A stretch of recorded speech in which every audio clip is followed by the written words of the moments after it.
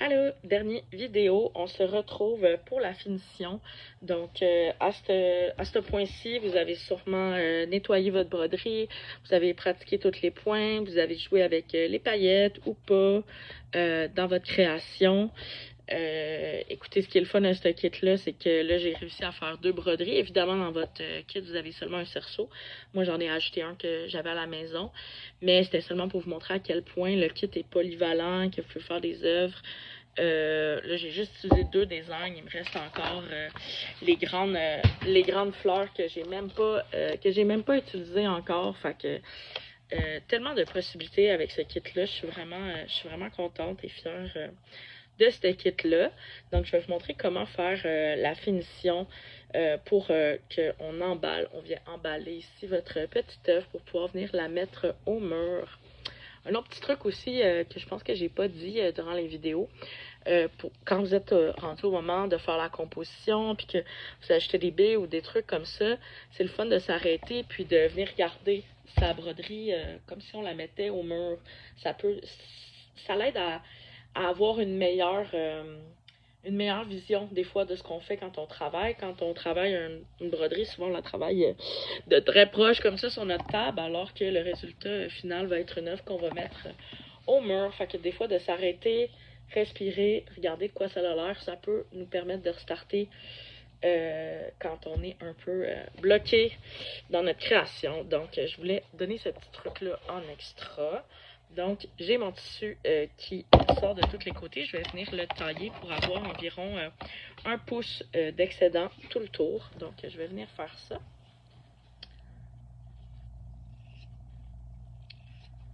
Donc, je viens couper environ 1 pouce tout le tour, comme ça. Puis, je vais venir faufiler tout le côté pour ramener le tissu à l'intérieur. Donc, souvent, j'aime utiliser une grande aiguille, une aiguille à faufiler si vous en avez une. Sinon, vous pouvez utiliser n'importe quelle une aiguille à broder dans votre kit. Je vais prendre n'importe quel fil que j'ai. Ça peut être, tu sais, là, je vais prendre un fil que j'avais dans le kit, mais ça peut être n'importe quel fil que vous avez à la maison, les couleurs que vous n'aimez pas. On prend une grande quantité. On n'est même pas obligé de faire de nœuds parce qu'on va venir chercher le fil de début. Donc, j'enfile et faufiler. Donc, c'est vraiment juste de venir piquer devant et derrière. Donc, on vient vraiment juste, et voilà, faufiler un point devant, un point derrière, tout le tour. Donc, là, je dois le faire. Puis aussi, je ne sais pas si vous aviez remarqué sur les petites broderies, exemple, que je vous ai montré lors du vidéo de billes et paillettes. J'ai des cerceaux qui sont colorés, comme celui-ci, qui est vert. J'avais le champignon que je vous ai montré, qui est rose. C'est tout simplement des cerceaux ordinaires, comme celui en bambou, en bois régulier que vous avez dans votre kit, que j'ai peinturé avec de la peinture acrylique. Simplement, fait que gênez-vous pas pour utiliser des choses que vous avez à la maison, pour transformer ce que vous avez, puis le rendre un peu plus unique, puis un peu plus spécial. Ça se peinture sans souci. Fait que c'est quelque chose que vous trouvez le fun, gênez-vous pas pour prendre cette idée. C'est ça qui est le fun, de partager nos idées. Puis aussi, toutes les personnes qui m'écoutent en ce moment, si vous terminez votre œuvre et que vous avez envie de me montrer, me l'envoyer sur les réseaux sociaux, me taguer, ça me ferait vraiment plaisir. Je serais vraiment contente de voir tout ce qui sort de ces kits-là, puis toute la créativité, toutes les idées différentes que tout le monde va avoir avec les mêmes designs. C'est vraiment le fun. Donc, et voilà, j'ai faufilé tout le tour. Je suis revenue à mon point de départ. Et voilà. Donc, je fais glisser et voilà, ça fait tout ramener le fil à l'intérieur, le tissu à l'intérieur, comme ça. Donc, je viens chercher mon fil qui était mon fil au départ. Je viens bien tirer. Je fais un nœud. Je mets mon doigt. Faire un double nœud bien tendu. Et voilà. Puis, il me reste encore un peu de fil en excédent. Je vais venir chercher l'opposé de mon tissu pour faire une genre de toile d'araignée. C'est vraiment, ça va rajouter un niveau de tension pour la finition de votre broderie, ce qui va la rendre résistante encore plus longtemps. Surtout si on compte l'emballer, l'offrir à quelqu'un, quoi que ce soit. Ben c'est ça, ça va le permettre d'être vraiment tendu le plus longtemps possible. Puis c'est ce qu'on aime, une belle broderie tendue. C'est ce qui fait qu'on voit bien les points, que tout est plus joli. Donc je viens vraiment aléatoirement lancer mon aiguille à l'opposé d'où je viens de piquer, pour faire une espèce de toile d'araignée. Ça vient m'assurer que toutes les points de contact de mon tissu sont bien serrés. Donc, vous voyez, comme ça, je viens ramener mon fil encore une fois à mon fil de départ. Des fois, je viens toutes les tirer comme des cordes de guitare. Je viens chercher encore plus de tension. Et voilà. Faire un peu attention aussi, des fois non plus, pas trop tirer, parce que comme on travaille avec des tissus recyclés, tout ça, ils peuvent être un peu fragiles. Donc, c'est de trouver la bonne tension. Un peu difficile à expliquer en vidéo, mais je suis certaine que dans vos mains, avec l'expérience, on finit par sentir la sensation, puis savoir qu'est-ce qui est bon ou pas. Hein. C'est drôle, comme dans ce genre de pratique-là, c'est quelque chose qu'on finit par sentir puis deviner avec nos mains.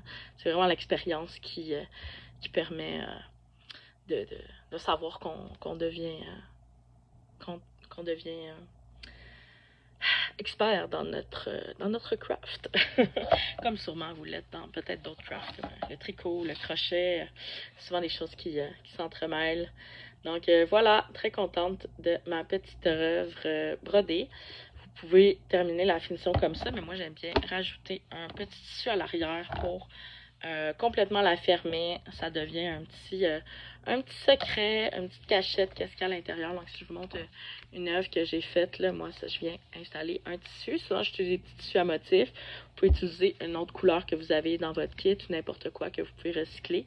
Je vais venir faufiler dessus, je vais vous montrer, puis je viens apposer mon logo d'une raton, mais vous pourriez écrire votre nom ou écrire la personne à qui vous le donnez. Donc, si j'ai une autre œuvre, on voit mon petit logo. Ici, mon petit logo avec un tissu à l'arrière. Donc, c'est ce que je vais vous montrer à l'instant. Je vais prendre un petit morceau de tissu. Là, j'ai pris du vert. Faire un petit contraste, le fun. Donc, j'ai un petit carré qui vient prendre tout l'espace derrière. Je vais venir le plier en 2, puis en 4 pour avoir un petit carré. Et encore une fois en 5 pour avoir une petite pointe de tarte comme ça. Et je vais venir couper mon tissu ici sur cette ligne-là invisible. Ça va me créer un rond du bon diamètre rentré à l'intérieur de ma broderie. Donc, on y va un petit peu plus large au début. Comme ça, on s'assure que vaut mieux aller plus large que plus petit, parce que si on y a été trop petit, ici, puis bon, après, bon, je pense que c'est bon. On veut un rond qui est juste un petit peu plus petit que mon cerceau de broderie. Donc, je vais venir retailler pour être certain que ce soit un beau rond. Tadam! Yeah! Contente. Un rond un petit peu plus petit. Vous pourriez vous mettre des épingles si vous avez peur d'être croche, mais généralement, un rond dans un rond, ça se passe quand même bien. Je vais venir utiliser là, un fil. Je vais prendre une couleur que je trouve belle. Là. Ça va venir faire ressortir les couleurs que j'ai utilisées à l'avant. J'ai pris le rose magenta le plus foncé. Pour ma quantité, je suis vraiment juste venue faire le tour là, de mon cerceau pour en avoir un peu plus long la quantité que j'ai besoin.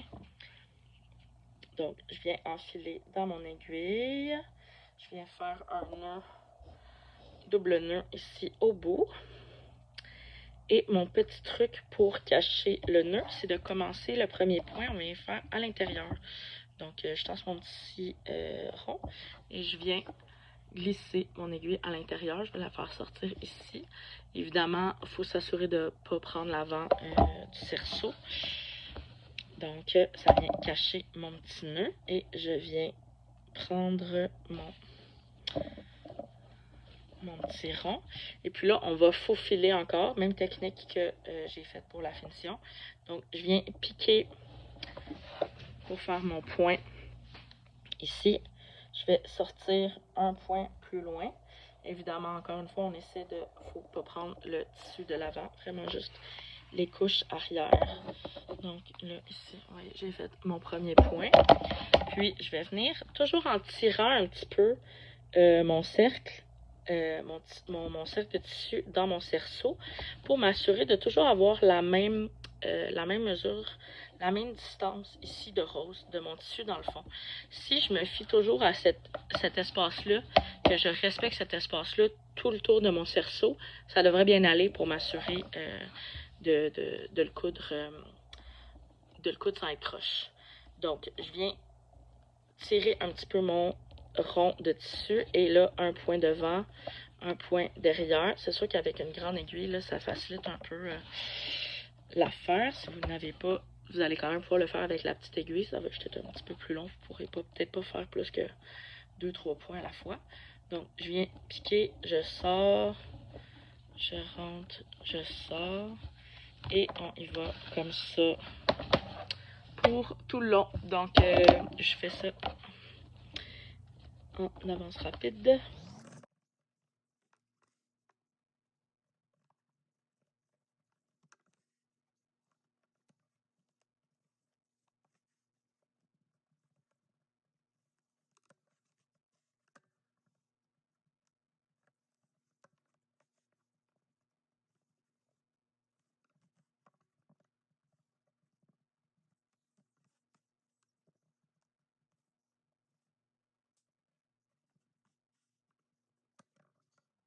Donc, et voilà, j'ai fait le tour. Je suis revenue à mon départ. Puis mon truc pour terminer, faire la finition sans qu'on voit aussi le petit nœud.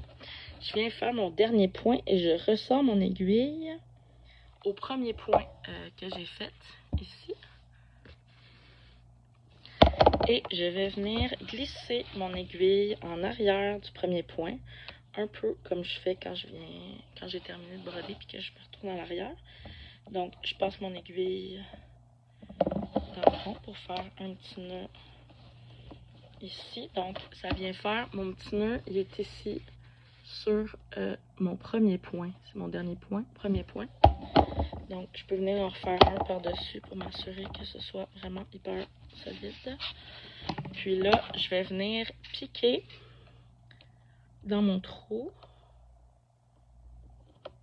Et je vais essayer de glisser mon aiguille le plus loin possible au centre de ma broderie.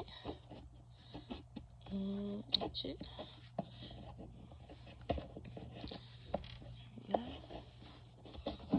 Puis à moi. Et je l'ai.